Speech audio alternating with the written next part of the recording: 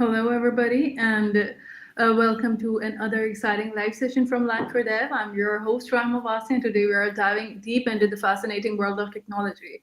Whether you're an aspiring entrepreneur or a seasoned pro, we've all witnessed the roller coaster of tech advancements, highs, lows, and unexpected turns as well. Today, we'll explore the infamous tech failures that rocked industries and uncover the valuable lessons they offer. Our founder, Mr. Philip Cutting, who has a wealth of experience navigating these turbulent waters, will join me. So, if you've ever wondered what you can learn from these tech blunders or how to turn setbacks into comebacks, you're in the right place. Let's ignite your passion for personal development, business strategy, and effective communication as well as we embark on this insightful journey together. Philip, thank you so much. Welcome, and it's great to have you here. Thanks, Rahima. I am thrilled to be here. And today's tech world, where innovation thrives, but mistakes happen, right? So there's so much we can learn from all the mistakes out there, and even a few of our own. But how much better it is to learn from others. So I can't wait to share some insights that can help everybody in their professional journey on this call. Definitely, Phil. Let's start by looking at the bigger picture here. Why do you think tech failures are so common, even among some of the world's most established companies? Okay, so it's a great question. Tech innovation inherently involves a lot of risks, and the tech industry is highly competitive. So companies are constantly pushing the boundaries to innovate and to solve complex problems. The As a result, there's always the risk that a product, technology, or strategy might not resonate as intended or even perform as anticipated. In some cases, it's due to just timing. A product might be ahead of its time, or there's too much competition at that point.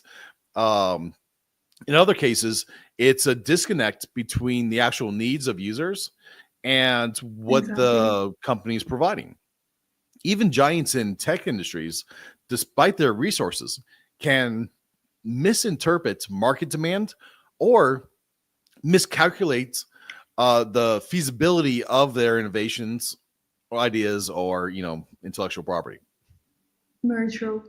And it shows that even the most successful brands are continuously learning and adapting as well.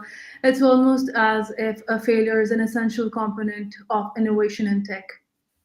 So let's dive into some specific examples now. Phil, what are some notable tech failures that stand out to you, and what are the major lessons we can take from them? Excuse me.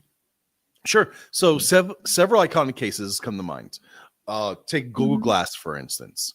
It was a groundbreaking product that was ahead of its time, and while the technology was impressive, it failed to resonate with the general public due to privacy concerns and high costs.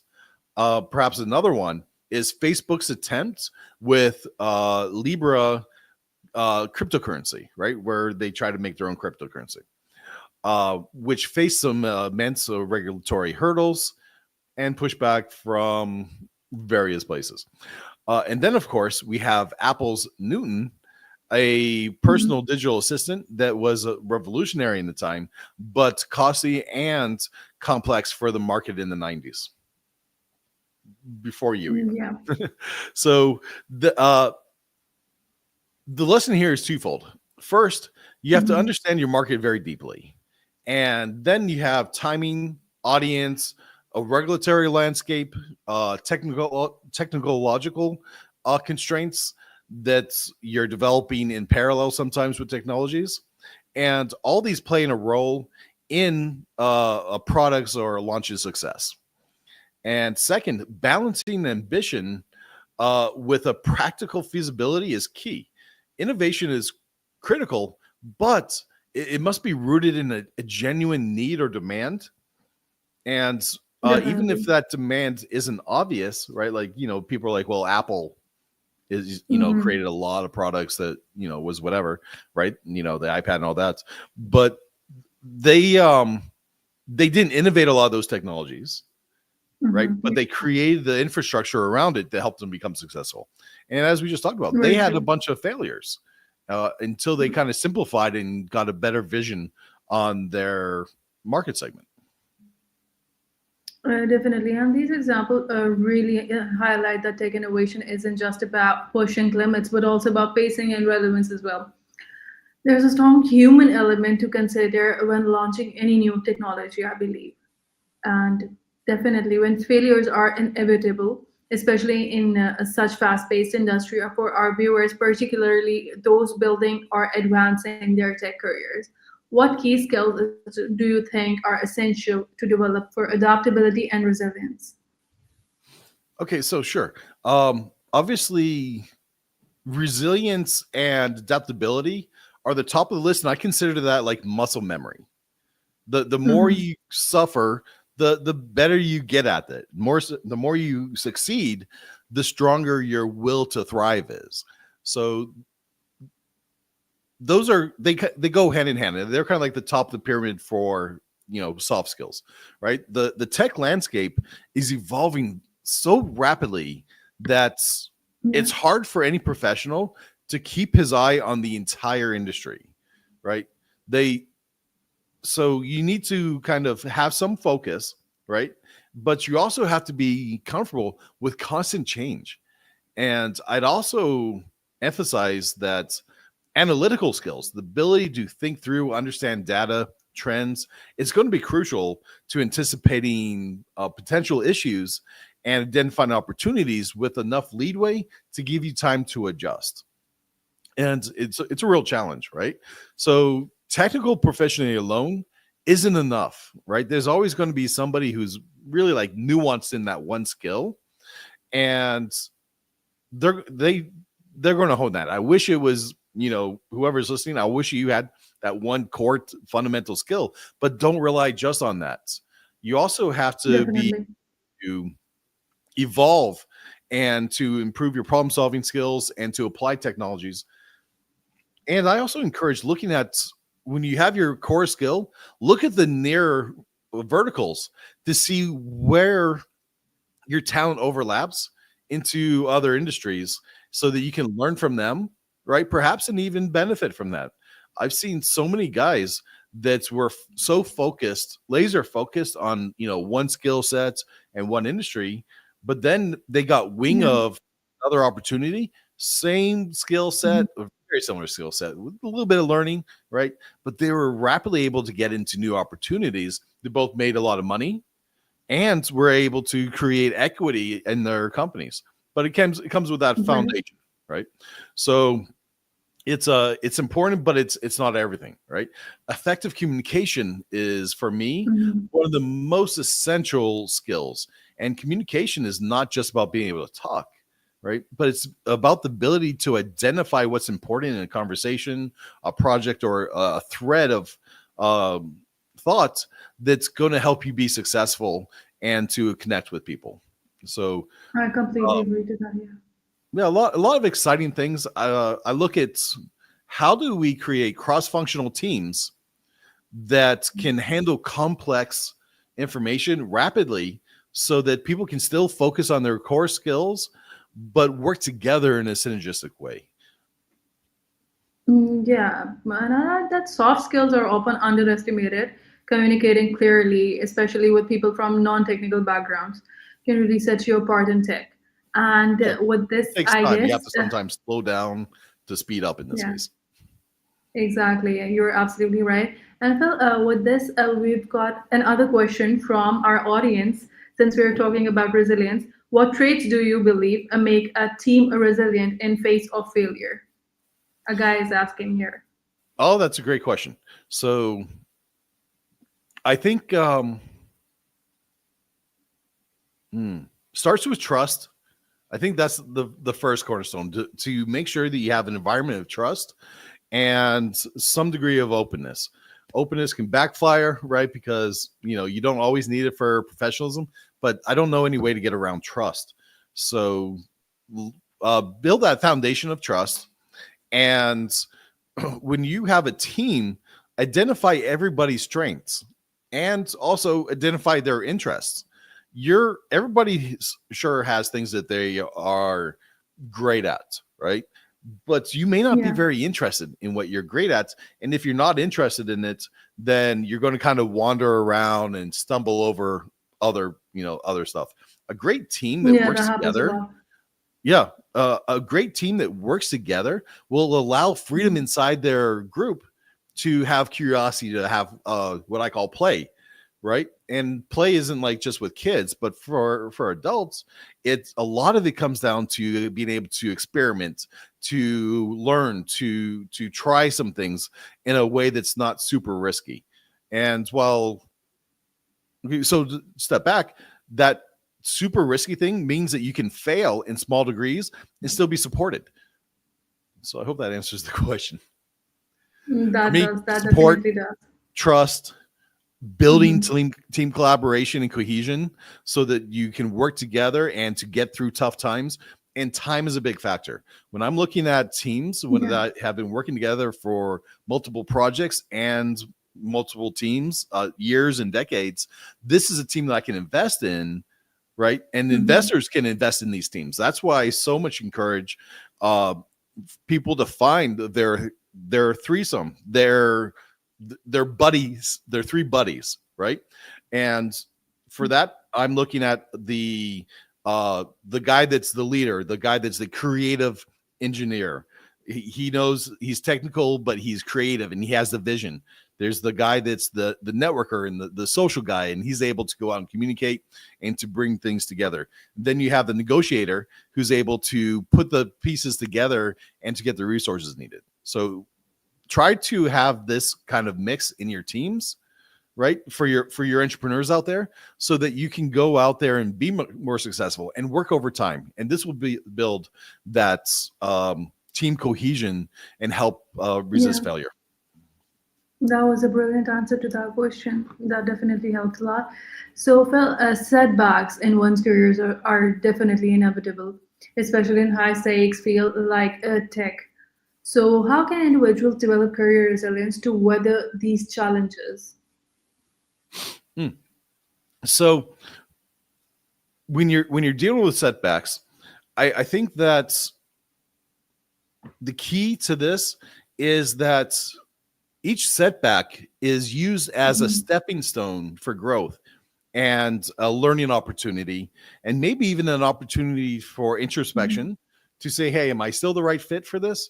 Or what do I have to do to get better? Yeah, I such a good I point. have no problem in any of my teams with some degree of failure, as long as it's moving them in the vector. They're not hiding it, and that they're working together in a way that shows that they're able to progress. So take when you have that setback, take a moment, enjoy that. That means you're pushing yourself, and this is good. You need to. If you don't have these moments, you're probably just shrinking and dying and you're boring, right? So let's not be boring, first of all, and take time to analyze what went wrong, be it a project or a personal challenge, right? Or something in a relationship. Treat it as a learning experience and treat it as that way to get better and to make the next day better. So every day that you have challenges, it's a good day, and hopefully you have another one to do better. The I like to kind of play with the idea of building a diverse skill set, right? So that it Mhm. helps me uh, kind of balance how I handle things, right? So if you have one tool in your toolbox and you get a setback, you're like, dang, okay, maybe I need to take, the same hammer and hit the nail from the other side, right? And you can only do so much. Yeah. But if you have a little bit of depth and a little bit of horizontal experience, then now you can start bringing Mhm. other tools. You can have more fun. Uh, I cannot understate how the importance of fun in work and learning and getting over challenges and trying to gamify it in your mind. It sucks to have setbacks, but when it's gamified, it's part of the system, right? So when it's part of the growth and part of the process, it's it's super fun, right? So this is a leadership concept that has to be uh, pushed from the top down, and it also helps build trust. So I really encourage those leaders out there to create this environment that's going to make it acceptable to learn, to risk things, and not to punish people for minor failures. There should be accountability, right? But you can run that tightrope. Leaders needs to take practice. For new entrepreneurs, it can be a challenge, right? Especially if your mindset has been one of perfection, right? Perfection Yeah. kills a team and it kills a project, right? So there's nobody out there. I haven't met many perfect people other than myself, right? And I'm far from perfect. So just surround yourself with other great people. Surround yourself with mentors, right? Surround yourself with peers who are um, experienced and have gone through some hardships, and Well, look at them when they're going through hard times also, to learn from them and to see that if somebody like this can get through it, so can you. yeah, and that's just a fantastic perspective. So, Phil, networking is often highlighted as a critical factor for career advancement as well. How can tech professionals build a network that's not only broad but also genuinely valuable? Hmm. So networking in entrepreneurship and in tech isn't about depth, uh, Mhm. and it's not just about breadth either, right? So I like to have I like to tie in a combination of interests in there, things that inspire me and that motivate me, and to find these kind of people that help push me to levels that I wouldn't before, right? And this is what I'm looking for in a network. Sometimes Mhm. these are guys that'll challenge me. Sometimes I'm challenging people, and by teaching and challenging, I'm also growing myself and my team around me, which is another word for network, right? Now, once you start getting out there, you're going to find people that align with your values and that respect your relationships, and you work well together. uh, um, it's a beautiful thing when you go out and you connect with some people and you grow together and you develop a business together or a project together, or even just play football or play some baseball, right? Mhm. The Don't keep it like super narrow minded, and don't worry so much about the outcome, right? As much as what it is to be to have meaningful engagement, right? When you think on that terms, not how what I can get out of it, but what can I do? How can I engage? How can we rise all our ships together? You're going to fall into situations that you're going to build your communities, you're going to build your networks, and you're going to create meaningful relationships. And I'd rather have two meaningful relationships than 1,000 shallow ones. Yeah, definitely. That is actually very true and very nice to say. Networking is definitely about all about building a mutually beneficial relationships that can support you in a very long term. So, for individual professionals, what's the best approach to learning from corporate failures, and how can they translate those big lessons into personal growth? Mm.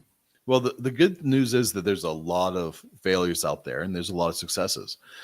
Uh, some people are like some people say, Phil, I don't care about failure. I'm only going to look at successes out there and I'm going to see what was that, right? But you're missing all the stepping stones, all those Yes. days of hard work that led up to that one little success. That YouTuber that was making videos for 5 years and then all of a sudden became an overnight success. Um, so I like to look at these failures because they're obvious ways to quickly see what went wrong, but also look at successes. It's some balance, perhaps 80-20, 75-25, something like that. But look, there's a lot of case studies for us to go out there and play with and understand what went wrong, uh, and just not what was the end conclusion, right? But what did they do? What was the process? What did they attempt? And how how were some of the other factors involved in that success or failure? Right? Obviously, it's it's easy to find failures out there. Uh, so look at that, right? What's the in your opinion, when you're reflecting on some of those projects that you've seen from either clients or just out products you use in the world that just went out of business, right? Or something you want to get, then you find it went out of business. What was your opinion on that story? Have you ever kind of noticed any products like that? No, it usually did not happen. It usually doesn't happen with me. But yeah, there was one time when this happened, and obviously I fumbled, and I got like I I had my setback at that time, and I felt like I couldn't do it. But after a while, I tried to bend things my way, and I made my way. I did it my way. So yeah, it was all You about sound it. like one of my sons. My way, Dad, all by myself. Like, okay, dear. All right. Yeah. So You're one awesome. way or another, we had to do it. So Right. Right. um, There's nothing wrong with bruising your knee a little bit. I think it's a good experience for the yeah, character. it happens. It happens. It happened at the very start of my career. So I failed. Yeah. I fumbled. Yeah. Right. So Some since yeah. So yeah, I'd the like to see if question. the audience has any examples while we're talking about Yeah. this, any examples of tech failures or product failures that they thought should have never happened and that they were disappointed in happening. I'm curious if anybody thinks of something in the conversation. And so we're not having a question. We are not having the examples of tech failures from now up in our questions, but in the comment section. But yeah, we certainly having are some questions in there. So one guy is asking, how should companies approach risk taking while minimizing chances of failure? Mm. So there's a balance between taking risks and avoiding risks. So Mm, you can't be like, just I'm going to take every kind of risk and see how it works out, right? You mm, look at the costs of the consequences, and you look at the return if it performs well. And as long as things line up, then you can take that risk and you take steps to validate um, ahead of time and while you're doing it the risks and chances for success in there. And sometimes you have to really get way into that bottleneck, into that process yeah. before you can validate a lot. But the sooner you can validate things, the better it is for you. Um, when I'm looking at risks, there's a few categories. One is a technological risk. Is the technology something we're pioneering or we're Mhm. developing with that technology? Are we sure it's going to work the way we need and can scale the way we need? Right? There's technologies that work that in microcosms work okay, but in scale massively fall apart. So experimentation on this is important, and trying to sandbox the risks and experimentation ahead of time before you put a big investment is pretty critical. Mhm. So I think the biggest way to balance risks or to reduce risks in projects is to make small agile iterations and experiment case studies, test with people, get feedback, see if people are actually interested in buying what you have, and look at the community. If you can build a small community around it or a big community around it, even better, and see what that energy level is. If that energy level is high and you run into problems, they can help push you through it and they can help No. support you. There's a lot of movies, TV movies that have fallen apart, but had a second chance because the fan base was supporting it. I think Doctor Who is such an example, right? And it has a huge following, right? So the another thing you can do to manage risk is uh, make sure that you're actually taking risks, right? Okay. It sounds funny that to be successful with risk is that you're actually doing it, but that you're doing enough risks that it balances out. And sometimes it's kind of like gambling, but if you have a 50% chance of being successful, for example, how do you do 3 tries to make sure you're going guaranteed to get that success, or however many tries at bat to get it? And of course, the other side is like making sure that you avoid unnecessary consequences or avoid taking bad risks. And that was definitely a very good answer to that. And with trends constantly changing, Phil, how can someone starting out in tech identify which trends are worth investing time and which ones might just be passing fads? Mm. So obviously this is also something I struggle with, right? So from my Mhm. perspective, there's some thought leaders that I like to follow, and I like to read industry reports. I like to keep a critical eye. I like to say, okay, cool. This influencer or this person I respect thinks this. Does it make sense to me? Can I validate or invalidate that claim that they've made? Exactly. And Mhm. even sometimes a great way to do some of this is start to get out there yourself, throw out a concept, see what the feedback is, ask the community, be part of a community and ask, hey, what do you guys think about this? And if you see a lot of feedback, then you know you're involved in the trend, right? Now, it's tempting to chase every trend, right? We all suffer with, the most fun news or the best toy of the year, or Yeah. you name it, right? I'm right now visualizing my 4-year-old, now 5-year-old, my 5-year-old running around chasing every bug and moving thing you can see, right? We as adults we can do some of that, but we have to balance that, right? Yeah. And um, get a focus on one or two areas of interest, right? So right now, my kid, Okay. he'll chase like anything moves: a ball, a bug, a bird, street dogs, um, raccoon, right? Deer, you name Oh, it. cute. Yeah, right. Uh, for me, I Yeah. think as we're and this is my son, right? All of my boys were both the same, fortunately. Um, So, but focus, right? Consider if we're thinking technical stuff, right? Because we're not kids anymore. Don't just chase the deer, right? But also check out AI, check out cybersecurity, um, Yeah. check out sustainability or usability, right? These areas are promising and they're going to grow. So if you can develop some skills in there, right, you'll find some interesting opportunities that's ultimately will give you depth and not just breadth. And it's about understanding the fundamentals of a few key areas that's going to make you more interesting and more adaptable. Great. So the failure can sometimes, actually most of the times, it can feel definitely personal. So how can an individual overcome the feeling of failure, the fear of failure, especially in an industry as competitive as tech? um, I think it's good that we have a fear of failure.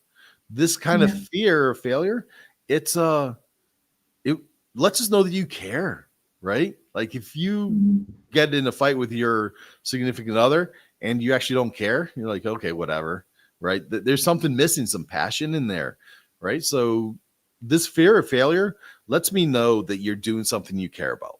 I think that's great. That let that feeling motivate you and push you into performing better, into competing with others, to drive you and to develop this inside yourself. I love competitive people, right? Now there's people that are just Yeah. like irritating, right? But a guy that's competitive or a girl that's competitive has some class about themselves. They're a lot of Yeah. fun. I want to compete with them. I want to see who can do better. I want to see who can make better videos or make a better mobile app or make more money for their clients, right? I got some buddies out there in the industry. I'm like, I can do way better than you. I made my clients way more money than you did. And they're like, okay, maybe you did that this year, but I don't think you're going to do it next year because I'm going to kick your butt, right? Sure. They failed or I failed in one part of the competition or another. And it drives me on to to really do better next time. I think that's great. So with that mindset, that playful mindset, remind yourself that failure is a learning experience, right? It's not all just fun, but there's some learning in there. And no one, Yeah. not even the top tech leaders out there, are immune to it. So understand it's part of the process, and that you have to failure not as a setback, but rather as one step closer to success. Uh, who's Sean Cantel. He's like, to you spell success by suck, cess. Right. So it's basically, Yeah. the joke is, yeah, you fail. Finally, you kick butt, right? Of course, Yeah. you can't always be failing. You have to have some wins in there. If you're struggling, build that support network around yourself, set reasonable goals for yourself, and Mhm.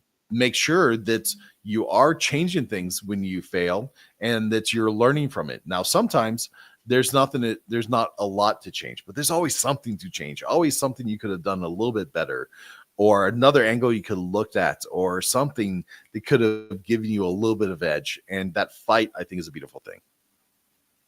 Yeah, definitely. And I feel like if we can shift our mindsets, seeing failure as a feedback, and it becomes a growth tool rather than something to be feared of. It becomes something like that. So Yeah. Yeah. innovation Failure's not a requires. setback. This is a reward for trying. So keep going, and soon Mhm. that failure becomes success. Yeah, absolutely. That definitely happens. And innovation requires risk taking. So, but too much risk can lead to failure as well. How should can companies or professionals balance these two? Mm. I like to go about it in a calculated way, right? When you are calculating the risks involved before you launch Mhm. anything, gather data, test on Okay. as small as possible scale, and be prepared to pivot.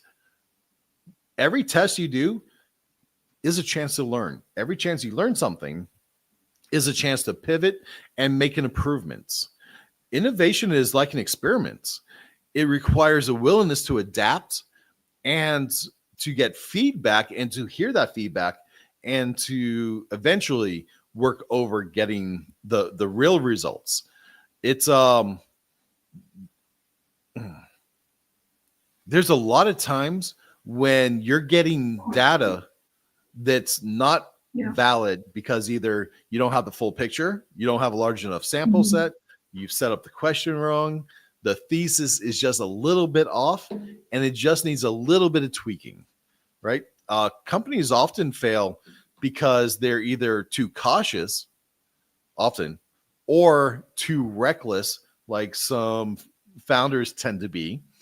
And finding that balance, uh, it, it can be hard, right? I like to have a console of people that have worked together and who you can rely on to give you good feedback.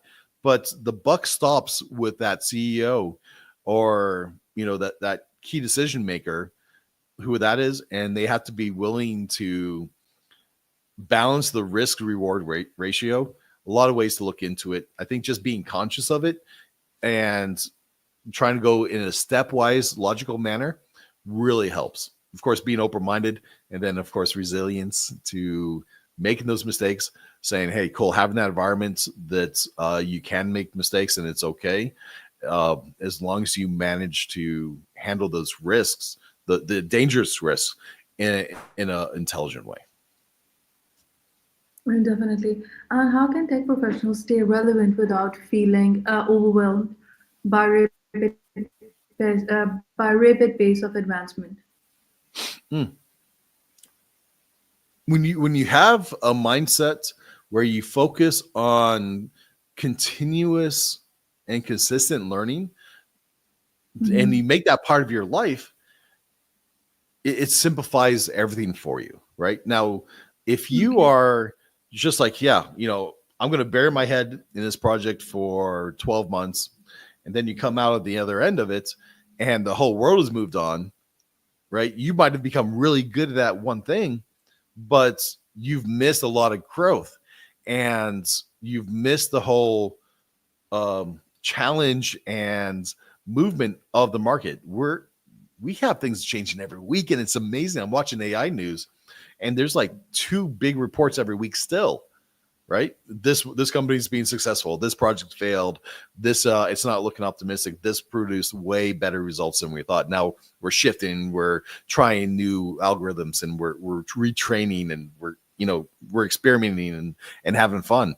I love and hate how OpenAI does some of their stuff where they're doing rapid development, but I wonder if part of that rapid development is at the cost of some safety considerations. And, who knows? I'm not going to say they're ethical or not. I love OpenAI as a company, but you have to wonder how much show is in there and how they're being safe.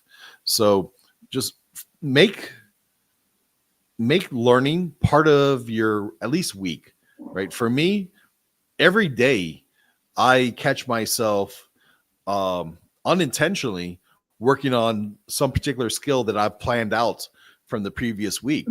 And it's just become part of my life cycle that I'm always looking to develop depth in certain topics and breadth in other topics so that I can stay both curious and balance my need for productivity and for learning. And when you have a good idea of what project development you have or what your goals are, what you're working on, you can tie learning into that and just push the edges out some and learn around that so that you're not too focused. And that little bit of fuzziness while closing that loop is going to really help drive success. There's so many amazing resources today. Books, I'm a big fan of getting 10 books on any topic that you feel like you want to master, and 3 books on any topic before you really decide if you're curious about that topic or not. Courses are great. Blogs and forums are really good resources. A lot of times I prefer blogs over forums for learning because of the chaotic nature of a forum. For me, forums are better for kind of like getting through a problem or meeting people and kind of networking and supporting other people, and just focus on not in the beginning. You have to focus, but when you build that habit of continuous learning, it's going to help keep you competitive.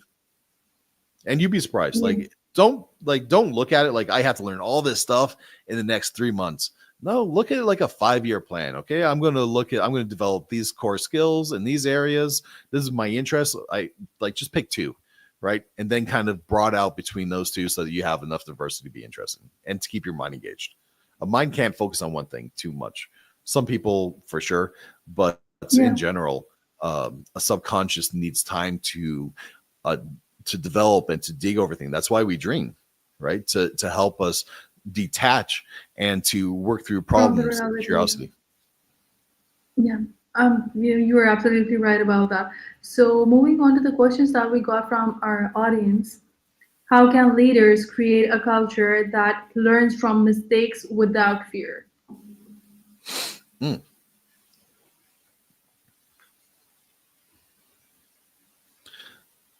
Leadership, this is a hard leadership challenge to do. So one is having some degree of vulnerability in your own mistakes and to be open about it. When people know that you occasionally make mistakes and how you handle that as the leader, they're going to look to that as a blueprint for what they do. So if you never make mistakes and you've never made a mistake in your whole life, then they realize that because nobody's perfect, they're in an environment that you have to conceal your identity and your mistakes, which leads to problems and the inability to learn and lack of flexibility and too much rigidity. So it starts with being a human, first of all, and, letting occasionally some of your mistakes air out. The next is that you identify mistakes as learning opportunities rather than as things that affect a person's career. So it's Mhm. okay to have mistakes, right?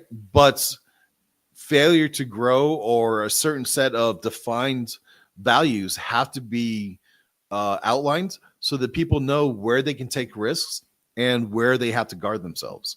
And the more they can take risks within a structure makes people feel safe, right? Even if Mhm. there is no room for flexibility, knowing that it's zero mistakes possibility kind of environment, that lets them know their range so they can have that comfort. But also, these people understand that they have to be perfect before they go in there, and there's probably not much room for growth. So there's a balance, right?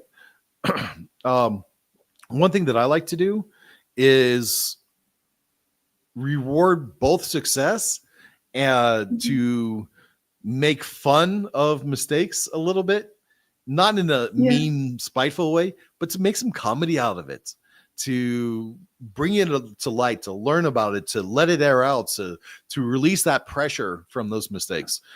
The more so in what a leader does do is things they shouldn't do. They shouldn't ridicule people for mistakes. They shouldn't um, have changing expectations. They shouldn't say you made this choice and now uh, I want you to go back and give me a full explanation why that was and blah blah blah. Right, like a hammer. Right. If you catch yourself holding a hammer or an ice pick, chill out. Think Jello. Have some fun. Play-Doh. Great, great answer to that. So, what traits do you believe make it okay? That one was answered. And what role do testing and quality assurance play in preventing tech failure? Mm. So this kind of, I'm a big fan of DevOps, and if we're talking about projects, any kind of project, you can have a version of DevOps. And by DevOps, I'm Mhm. talking about not the systems, but the processes you have to catch mistakes, to validate things, to have a good definition of what success looks like, and to know what failure looks like. Sometimes you have to get to what success looks like by understanding what it is to fail. So when you're setting Yeah. up these systems and these processes to manage risks, try to figure out this. First of all, try to figure out the things that will kill you. But if I play with this tiger, will it eat me or maybe just scar me a little bit? Right? Maybe it's a little baby tiger, it's super cute. But look in there and see what the real risks are and how to manage that. Right?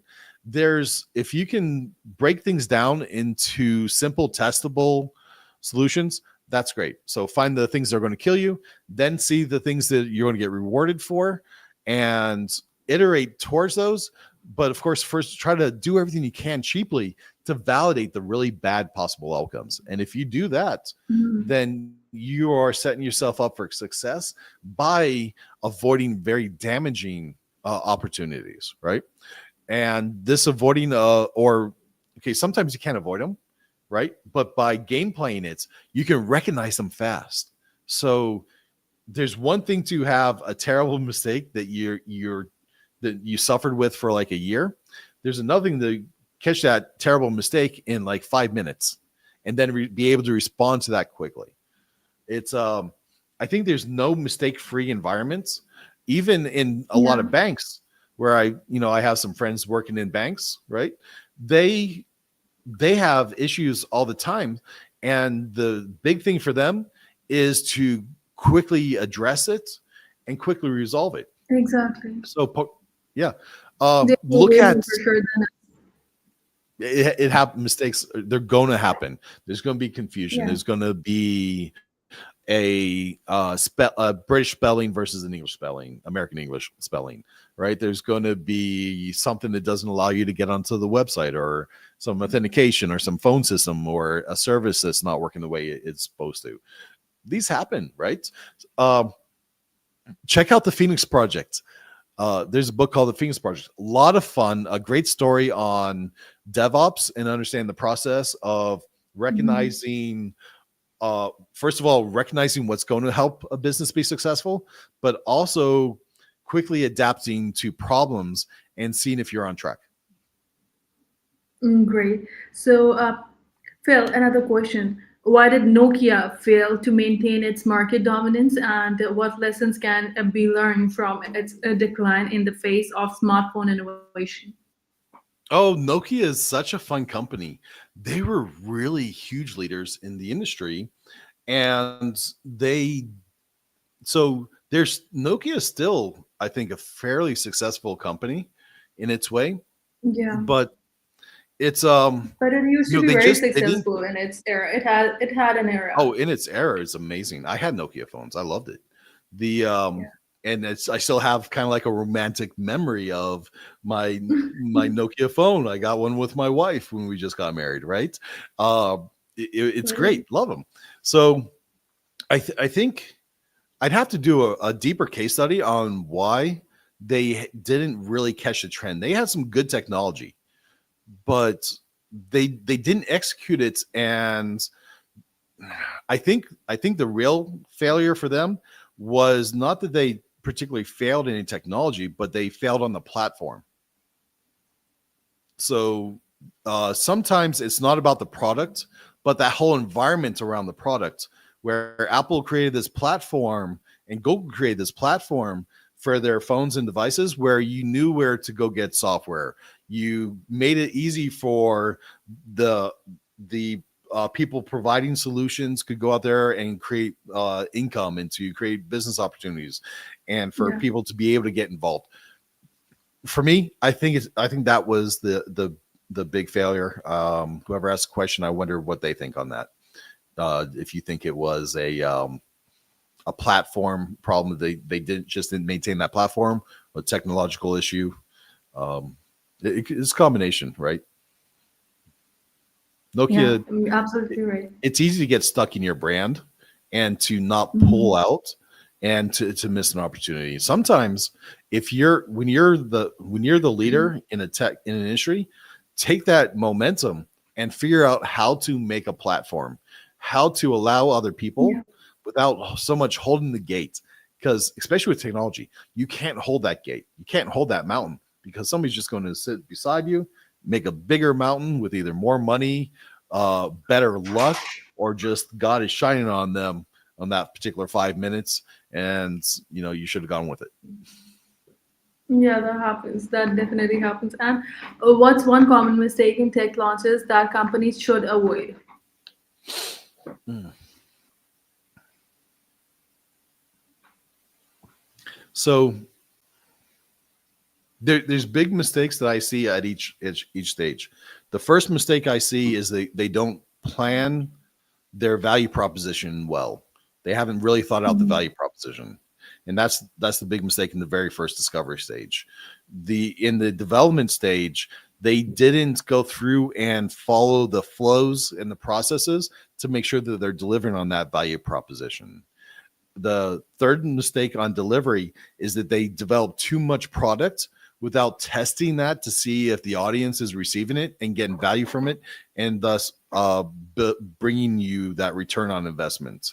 Then there's the in the marketing growth stage where you kind of fall back because you don't know how to innovate and to gain momentum and attention, to hold attention. So that ability to hold attention and to stay on your brand, I find it is the biggest problem then, because start getting ideas. You got a lot of people using your app now or your product, and people's giving you feedback. You want to iterate, maybe you iterate in the wrong direction without testing it right. And after that, once you kind of figure out that marketing game, it's Yeah. you. The biggest problem from there is you haven't set up your business model well. And now it's time for you to go back, make sure your whole supply chain, your value proposition, your key partners, and all that is worked out well, because now you're becoming entrenched and you have to work on creating that value, that long term, making sure that you're innovating continuously to grow that. Wow, I don't know if I answered that question right. You definitely did. And lastly, Phil, what opportunities do you see emerging in tech field as we look into the future? Mm. So going into the future, I'm really excited to see um, AI, machine learning, and AI. I still see them as kind of slightly different. uh, but they're going to affect the sustainability of technology and the way that we look at resources and man hours, and how we look at both our possible hours, man hours, how much time I have in my life, and how much resources are in the world. And it's kind of exciting to see how that's going to build together. The I think we're also going to be looking at what is human intelligence, what is human value, and how Exactly. these pull together. So the people that manage to uh, look at the person's health, a person's wellness, their financial control and accountability and success, how people play, how you're entertained, how we mourn, how we love. Uh, these are technologies that affect the fundamentals of our existence, I think, are going to be revolutionized. And I want to see people getting on those and pulling these together in exciting ways. Because I think with AI, we're going to have pretty soon just like trillion, nearly $1 trillion companies that are run by one or two people without a lot of human interaction, right? Of course, those couple guys are going to be working really hard, but there's so much potential that people can now harness between the resources we have available. Cybersecurity, it's always going to grow, right?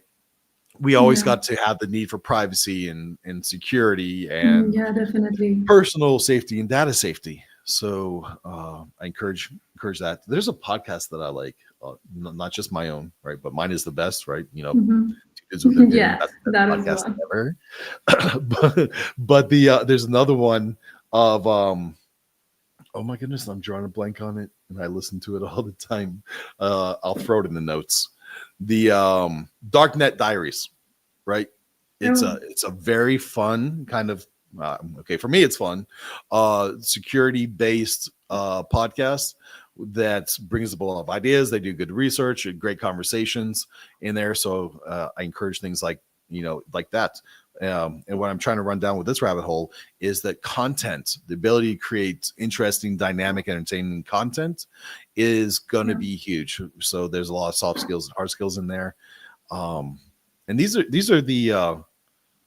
are how I think see things changing 2025, 2026.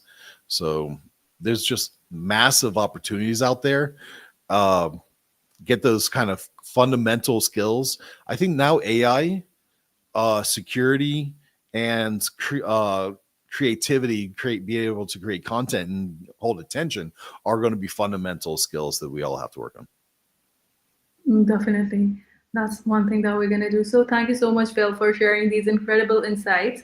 And thank you so much to everybody who joined us today. We hope this session has given you a fresh perspective on the role of failures and the importance of resilience in tech. If you found this session valuable, please give us a thumbs up.